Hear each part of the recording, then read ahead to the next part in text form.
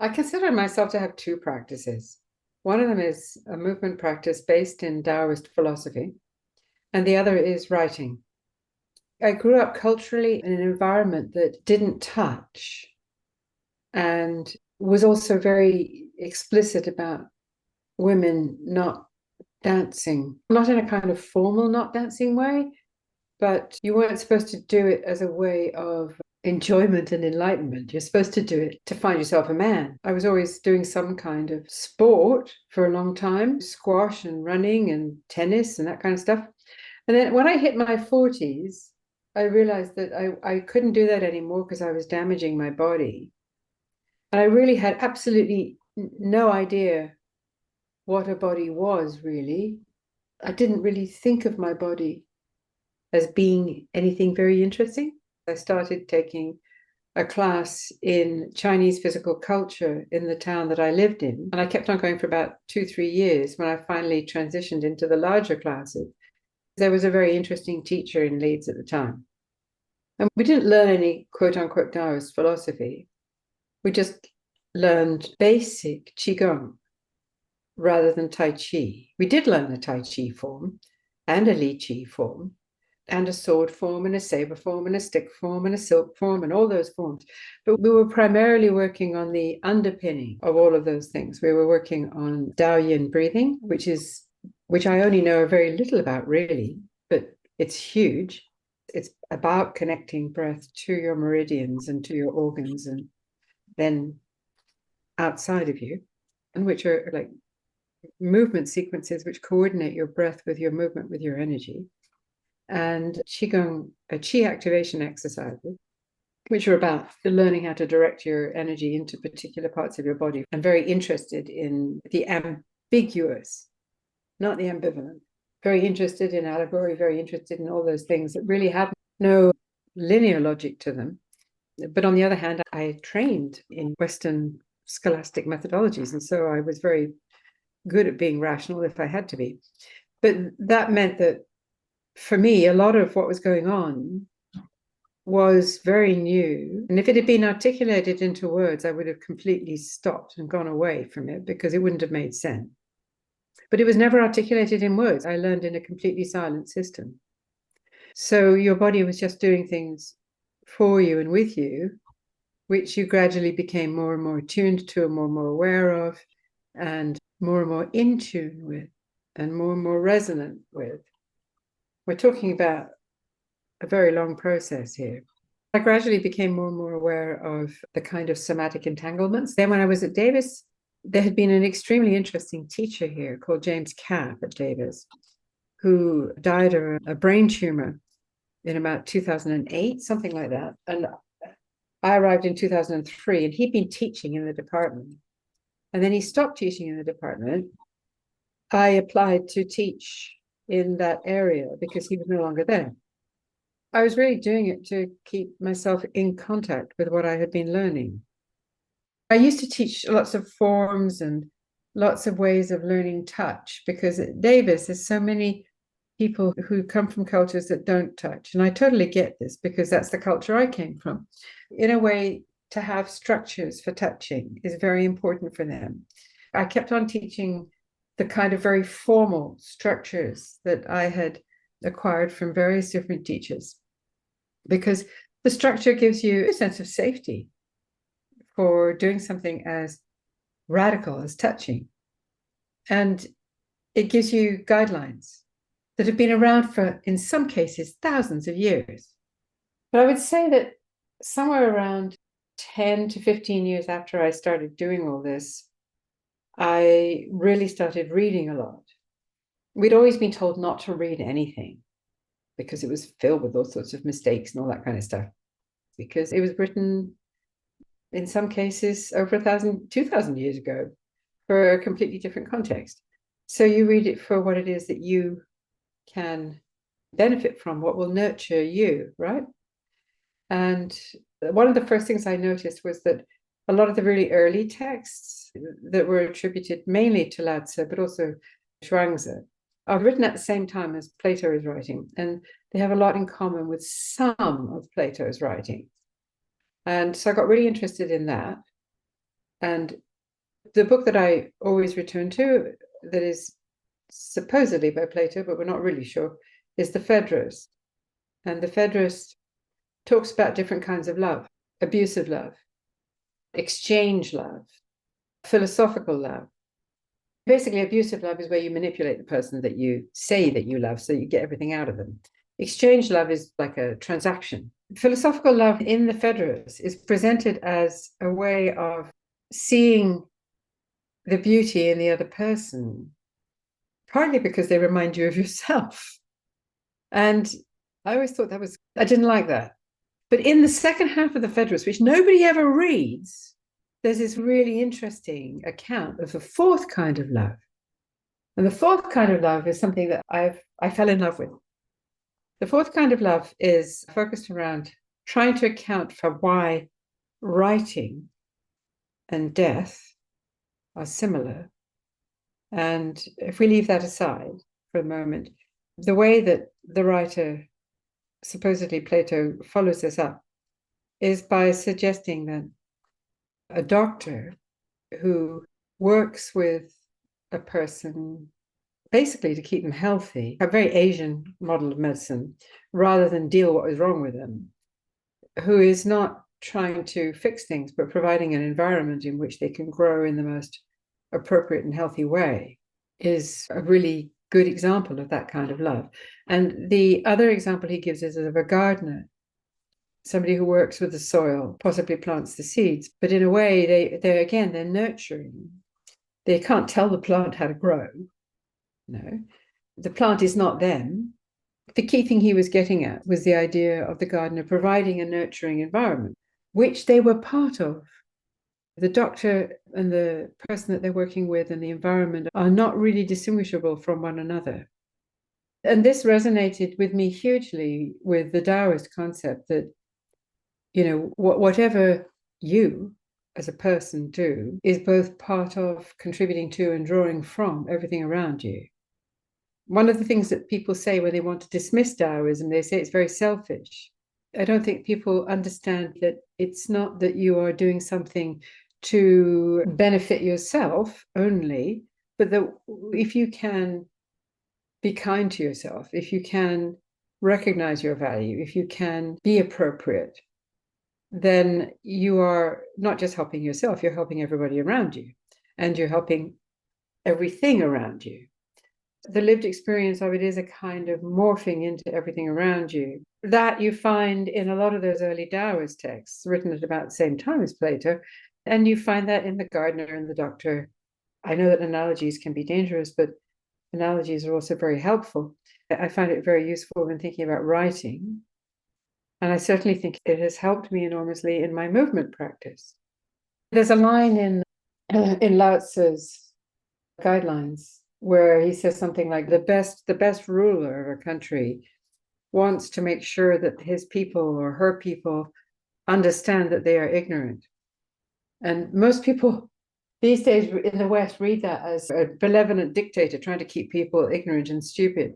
But actually, what I think it's trying to say is the more people know that they don't know, the more open they will be towards everything that's happening around them.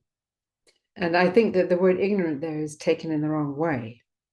I think that Lao Tzu is using it the same way that somebody like Roland Barthes, way back in the 1960s, came up with this phrase which distinguishes between pleasure and bliss. If you've read, pleasure is something that you operate within the structures and the rules or the game set up, and it gives you pleasure. But bliss, he says, is ignorance. And I think he's really getting at the idea that it isn't just some kind of dumbing down. It's actually welcoming what is not known and having a practice that protects you from getting lost in that. You can morph with it and you can change and you can gather yourself again, but to lose yourself is really dangerous. And bliss for him is or jouissance is the way that he talks about writers who write, yes, within an inflected genre, but it's the ability to find in and through being with the things that are not known. You're trying to carry the energy through the medium anyway, that he calls jouissance. He also says it's really difficult to read writing that is jouissance because it hasn't got a genre yet, hasn't got any rules yet. I think that readers have their own way of either hitting pleasure or jouissance. Any one reader can read a text and read it for jouissance, or read it for pleasure, or read it for information. So a writer can be guided toward encouraging one of those things, but they can never guarantee it. Because a reader with a really interesting practice is going to be able to read a bus ticket as a piece of jouissance. Yes, I've been following the recent stuff on the chatbot, and also some of the image making artificial intelligence software that is out there right now. Is it any different from the person who designed the people who designed the techniques that made perspective drawing operate? I'm not sure. We saw things suddenly in a different way because of that. Now the teacher are the minds behind the software and how it allows itself to be used. The AI material is really going to radically change an awful lot of things. Maybe it is different in kind because it's so ubiquitous. It's reaching all parts of the world and every single person at the same time if they have any exposure to computing. And that's a lot of people these days, although it is not everyone. Film changed our way of looking at things. When it started at the beginning of the 20th century, end of the 19th century, photographs changed our way of looking at things. The computer has certainly changed our way of writing things. And I think that the changes are the result of groups of human beings getting together and trying to make something. I think things have changed a lot since I wrote that book. Like any medium, there are rhetorical positives and there are rhetorical negatives. And until we become more aware and more alert to the negatives, there are dangers and risks. And at some point or another, it's all going to settle down. I don't know whether you're old enough to remember the excitement that there was around hypertext at the beginning of the 1990s. We were doing all these amazing things with hypertext. And then everybody got hypertext. And hypertexts weren't even hypertext anymore. They were just the way you communicated in the computer. And I remember a few books that came out at the time that were written in that way. Unfortunately, one or two of the really good programmers were not finding that anybody would read their stuff seriously. So what they did was they started writing porn in this way, because they figured that there was a huge audience for porn and people would really work hard if they were trying to get their porn satisfactions. And so a lot of the early developments in some of the novel structures for hypertext novels were abusive, and people were expected to get pleasure out of the abuse. But they started learning how to read things because they're willing to get in there. James Joyce's Ulysses is really difficult to read. But if you hang in with it for long enough, it just flows.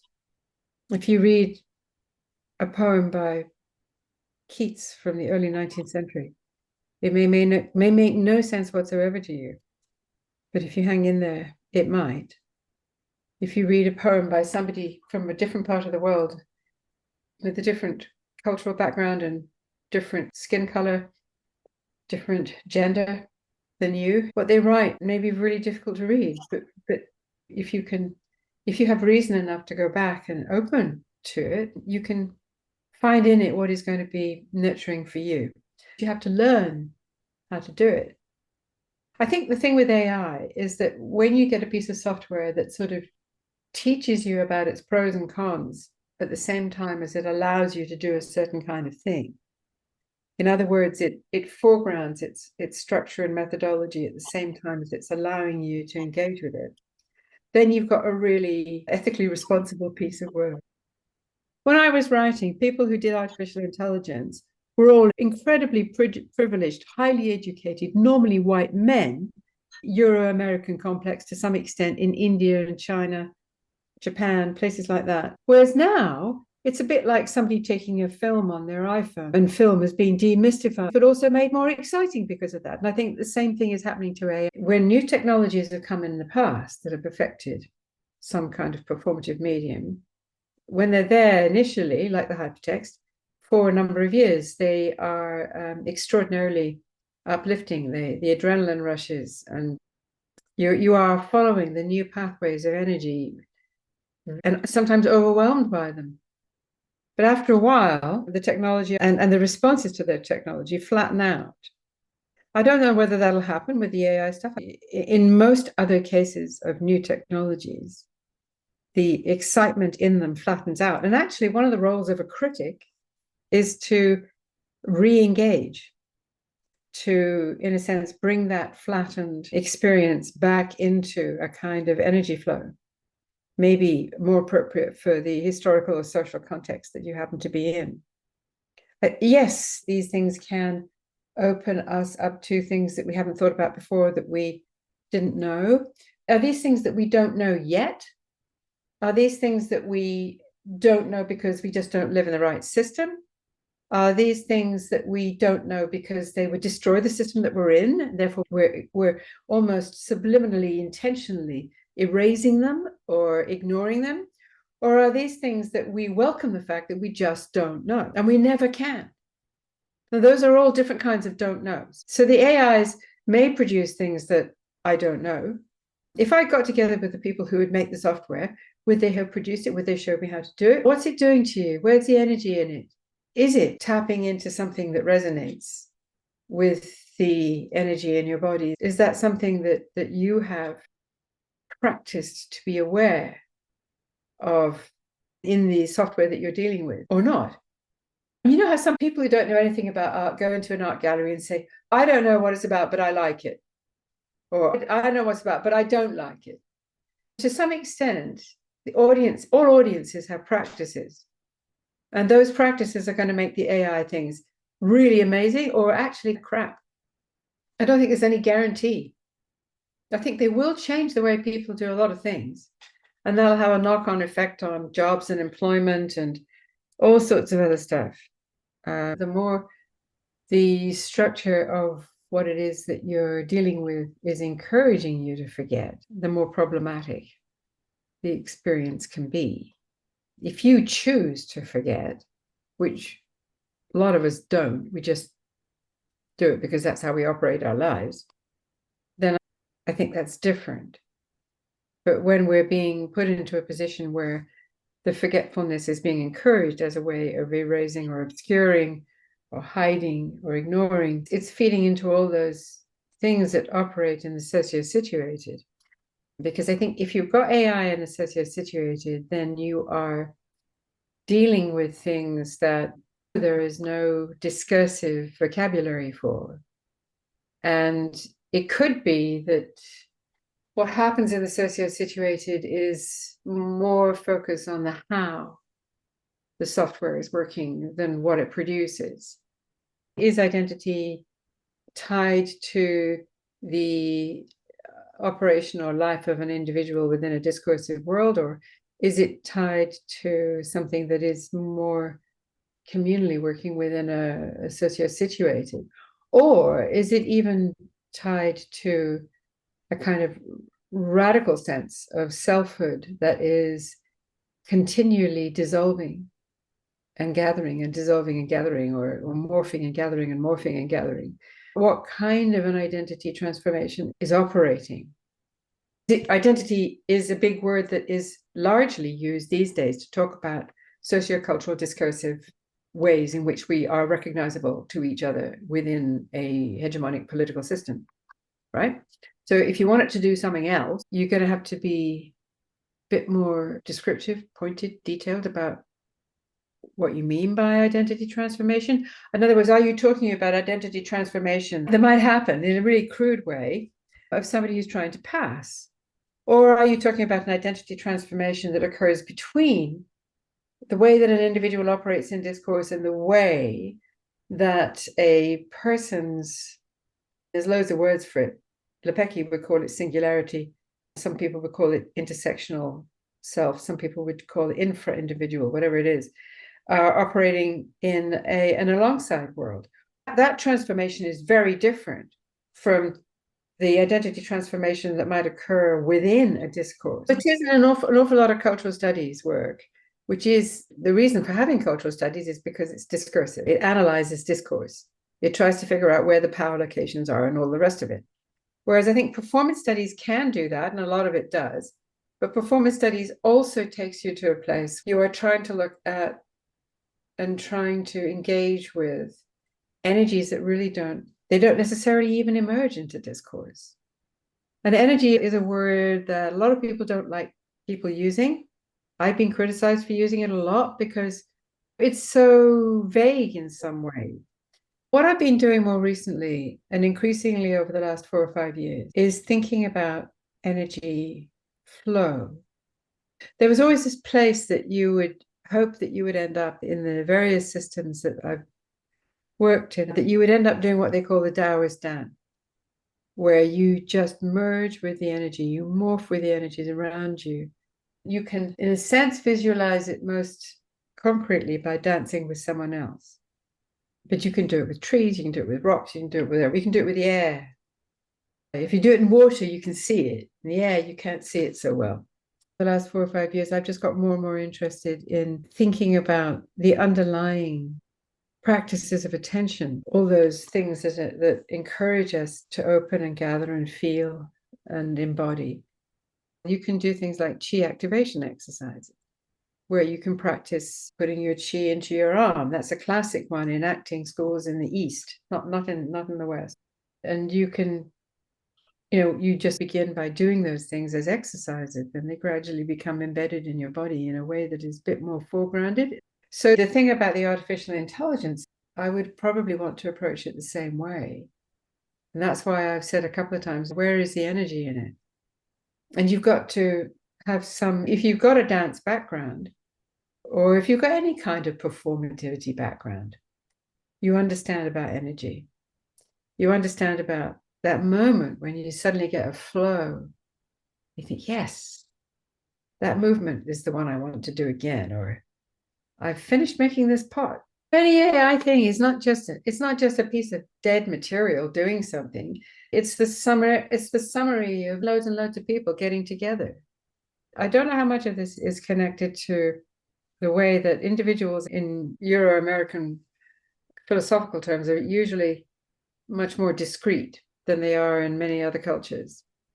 And one wonders, what would happen if you'd grown up in a tribal culture where there was already a sense of integrated community communication, and you were faced by an AI piece of software that is basically an integrated piece of community communication? Would you react to it differently in terms of asking questions about identity? Or would you do something different with it?